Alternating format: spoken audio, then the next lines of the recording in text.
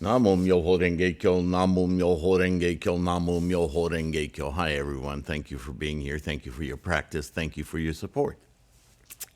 How's that? Time and time space, space time. We're going to talk about that a little bit today as it refers to our Buddhist practice. And it is included, of course, in Buddhism Reference, available as an ebook on threefoldlotus.com or print book through lulu.com/spotlight/Kwun. All the links are in the description. And if you want to be a patron, like some of you are, and simply support this effort to create this resource and keep building it, Patreon has all the videos free, but the option to support with donations.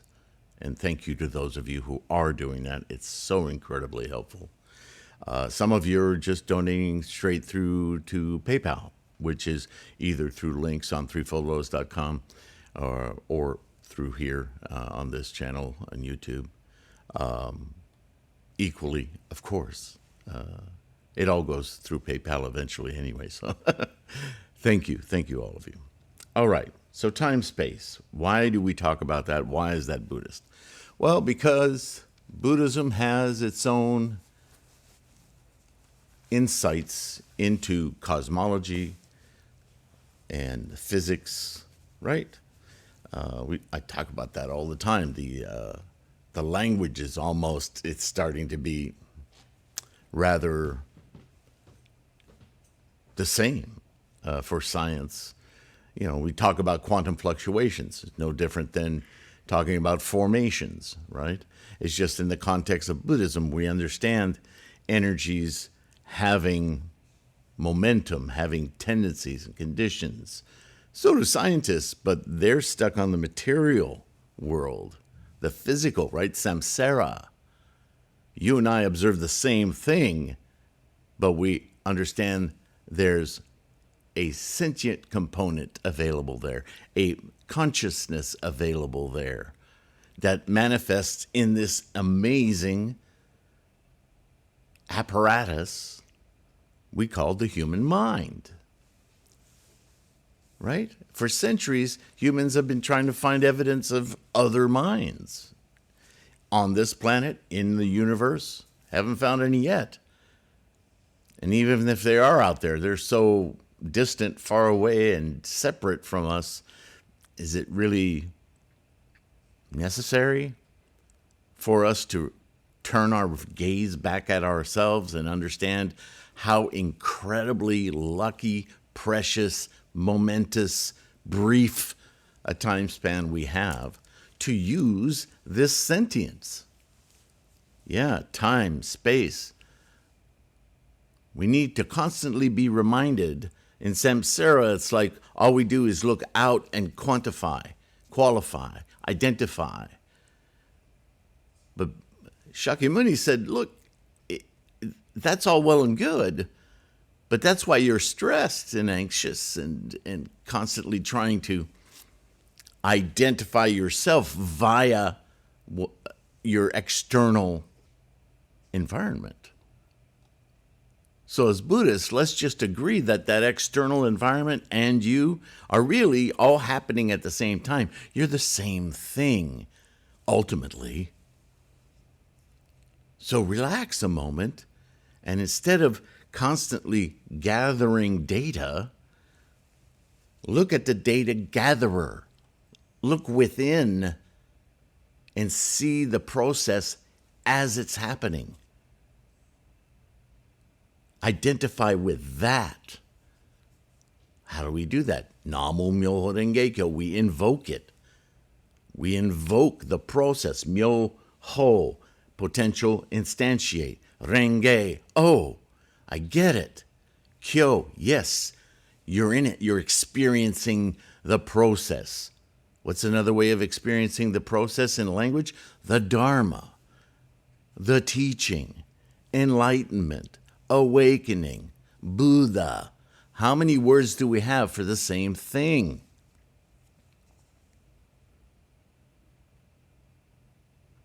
It changes our perspective, our understanding, our experience of everything, because it's the process of everything. Data collection becomes meh. It's useful. We live in samsara. We course in samsara, right? Like a stream courses down into a river that courses down into the ocean. We course through time-space, this life, the universe, and we want to course as bodhisattva. As bodhisattva, because that means that we keep that portal, that Gohanzon mind open, so we can experience Buddhahood all the time. And we train ourselves by chanting every day, reciting the Dharma, the teaching of Myo Ho, so that we can Renge and experience Kyo. Right? So here we go. To put it most directly, this is from the book now, our concept of time is a conscious relationship of the self through the moment-to-moment instantiations of our karma. Right? That's what time is. It's a construct in our own sentient mind to put some samsaric order to our thoughts, which are influenced constantly, the 3,000 realms, a single thought moment, blah, blah, blah, blah, blah. Yeah? Go all the way back to the moment. Max Planck. It's all connected. It's all the same thing. We experience that karma as discriminations because of moment to moment to moment to moment to moment instantiations. We see, even though we don't see with our samsaric mind that quickly, we don't have that speed of processing, but we know through experimentation, through science, through intuition, that these moments are happening and that everything is changing between each moment. Sometimes super subtly, sometimes vastly, amazingly huge, right? Look at the universe and the processes of stars being sucked up into a black hole. The speeds. I just heard this morning something about ejectamenta from black holes and sucking up stars ejected at some 300,000 kilometers per second. I mean, these are unfathomable speeds. They're flashes. Yeah? That's how fast your sentient mind is working. You're just not entirely privy to each of those. If you were, you'd lose your mind. We're kind of protected from that process, yet we're aware of that process. It's kind of awe-striking, isn't it? Let me go on here. Because one discrete moment is immediately followed by another, our momentum, we perceive a duration, right? Moments arise, abide, and dissolve. That abiding, that what I've called the interstitial moment, the moment of moments going from moment to moment, right? We perceive that. That's what we engage as time. Because what is between this moment and that moment?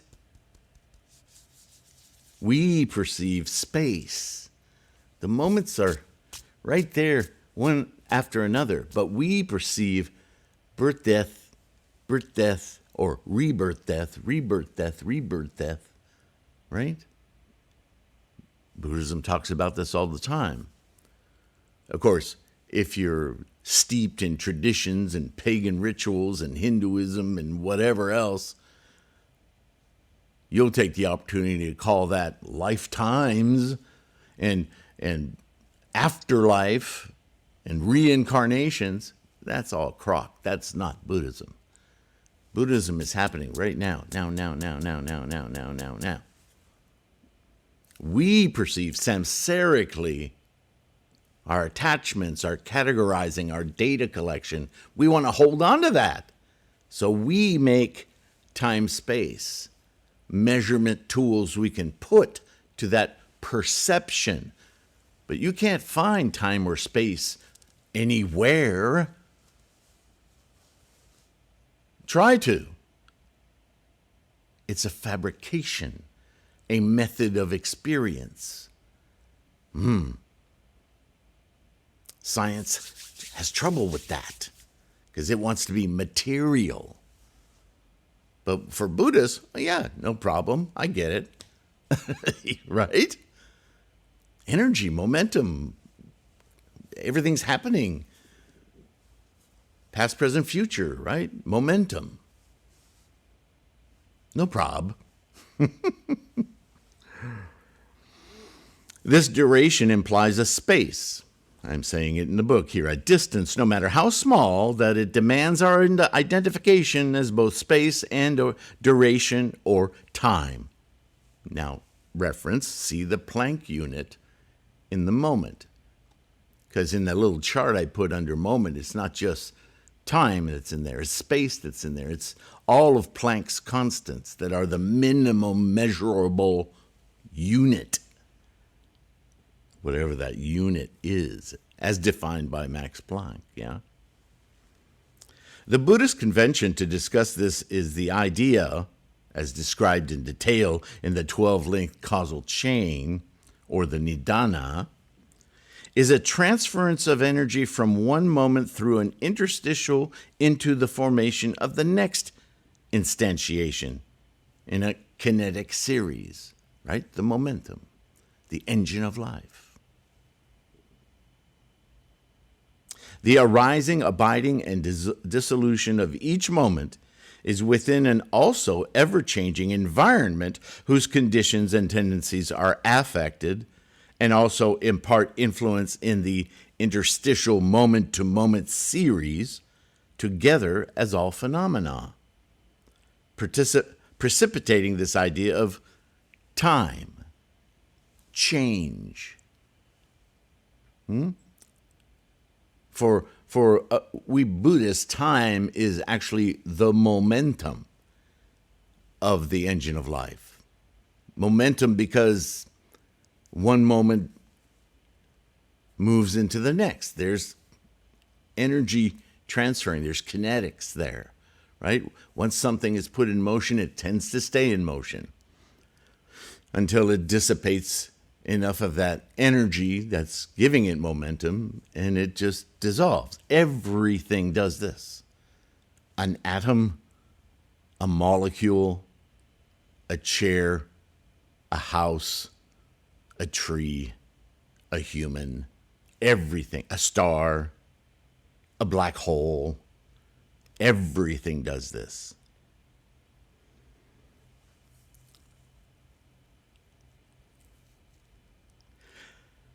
The arising, abiding, and dissolution of each moment is within an also ever-changing environment whose conditions and tendencies are affected and also impart influence. That's important to remember. This is why, in Buddhism, we are considered not separate from our environment. This idea of self and other, that's a samsaric problem.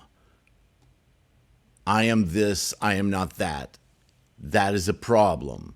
Not because we're not separate things, but because mentally we need to understand that all of it, the whole shebang, from stardust to earth, rivers, rabbits, our pets, our friends, ourselves, and all our possessions are all happening in this same momentum, moment to moment to moment to moment. In that respect, we are all the same process, and therefore to be anxious or stressed about ownership, Kind of silly. You see where the liberation is in this formula? The detachment, right? It's not that you lose anything, except the stress and the anxiety of trying to hold on to something that is illogical to hold on to.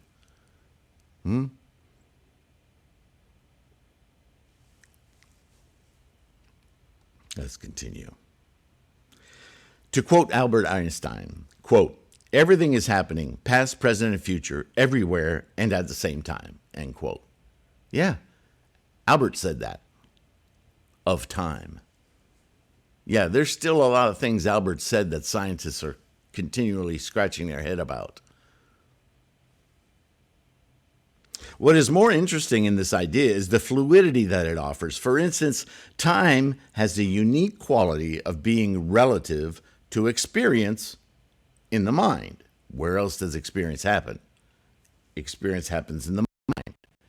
And depending on the observer, you, and myriad tendencies and conditions at that moment in your mind and your environment, you will experience time, quote unquote, vastly differently. It questions the whole idea of what is a second, what is a minute, what is an hour, what is a day, other than the appearance and disappearance of the sun in the sky. We have this illusion of such minute calculations for time, and yet, go look at the picket fence analogy in the book. For instance, time has a unique quality of being relative to the experience in the mind. Unlike a meter or a yardstick, where we're measuring space,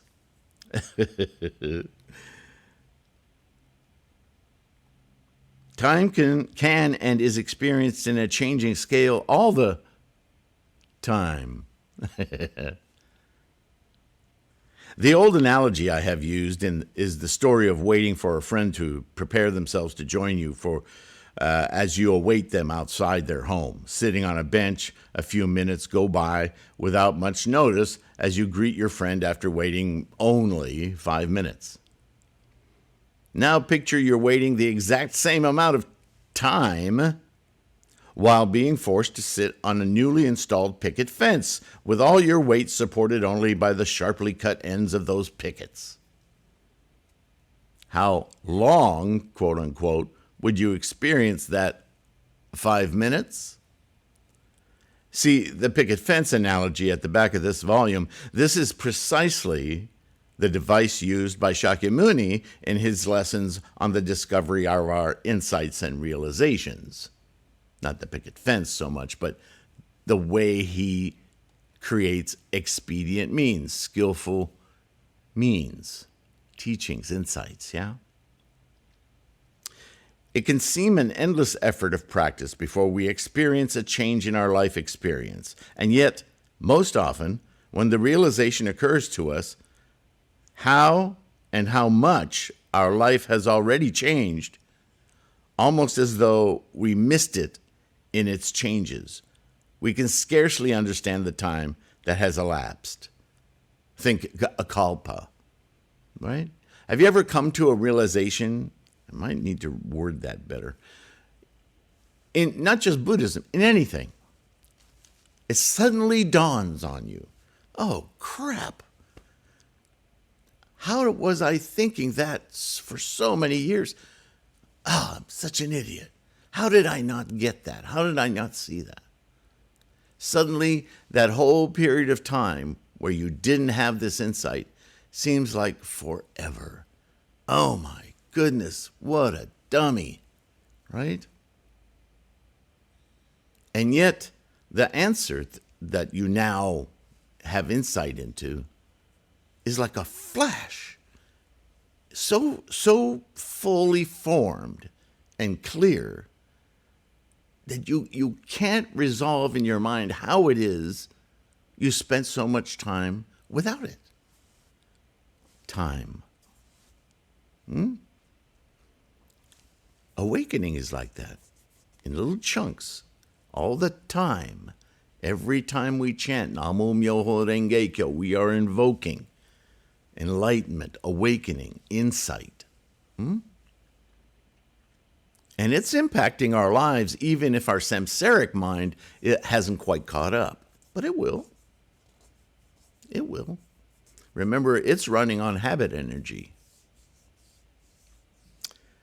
Word constructions like these are throughout the teachings of Buddhism.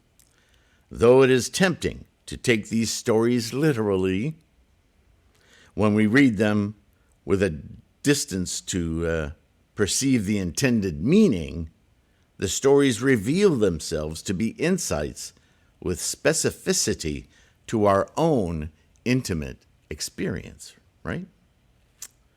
Buddhism plays with the idea of time and space very much. Such is the intricacies and speed of interactions and influences manifesting in our mind, our monkey mind, right? Think of those 3,000 realms in a single thought moment. And I did the calculation, I think, in the video. I don't know if I did it in the book under moment. How many of those Planck moments are in a second?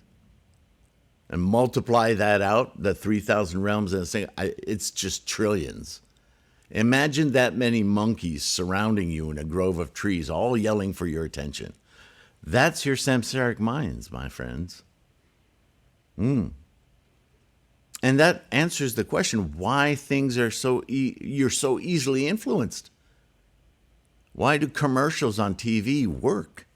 Why do little sound bites change the entire mental fabric of your thinking at times?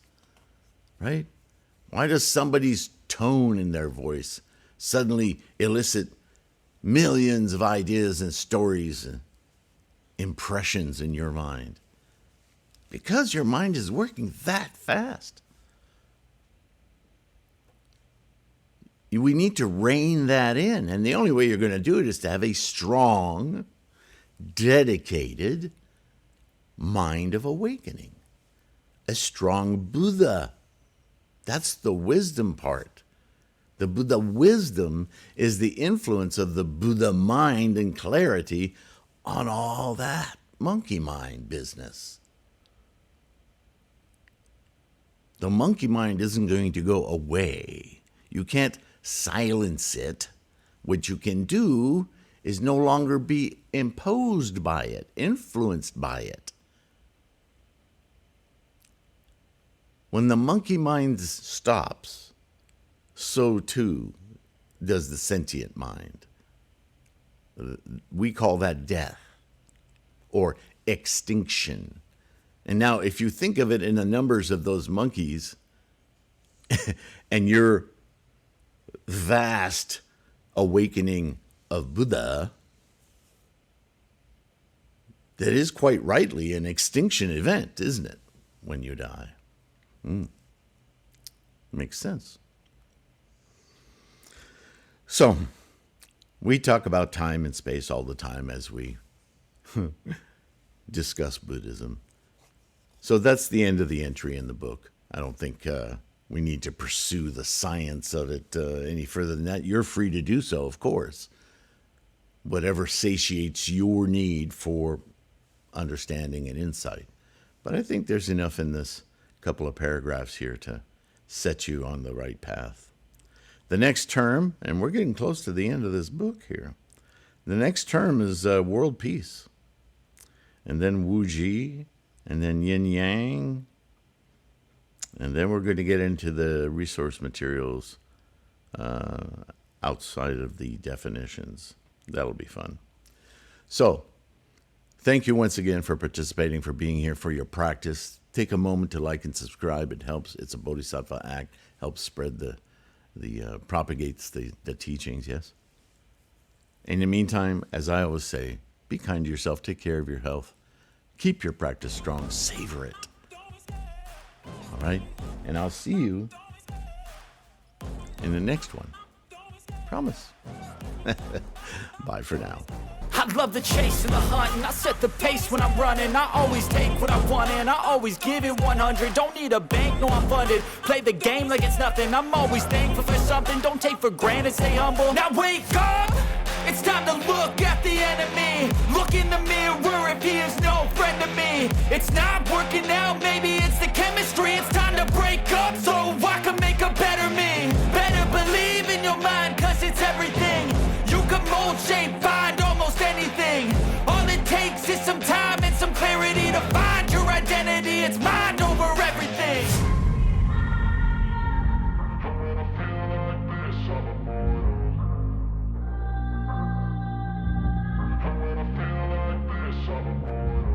And when I feel like this, I'm immortal. When I feel like this, I'm immortal.